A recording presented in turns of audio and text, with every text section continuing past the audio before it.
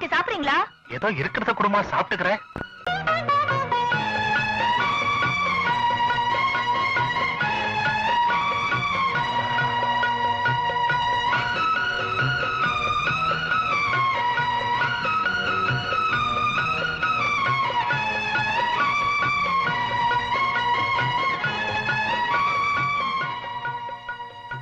உப்மா ரொம்ப நல்லா இருக்குமா.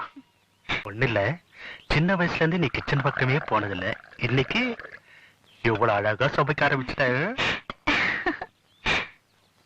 உப்மா ரொம்ப சூப்பரா இருக்குமா. ரவா உப்மா மாதிரி இல்லையே, இது ஒரு டைப்பா இருக்க. ரவா உப்புமா இல்லப்பா, இட்லி உப்புமா. இட்லி உப்மாவா? ஆமாப்பா, அவசரத்துக்கு வீட்டுல எதுவுமே இல்ல, காலையில வச்ச இட்லி தான் இருந்தது, அதை உதுத்து தழிச்சு உப்புமா பண்ணிட்டேன். வர வர நீ ரொம்ப தான் இம்ப்ரூவ் ஆயிட்டமா.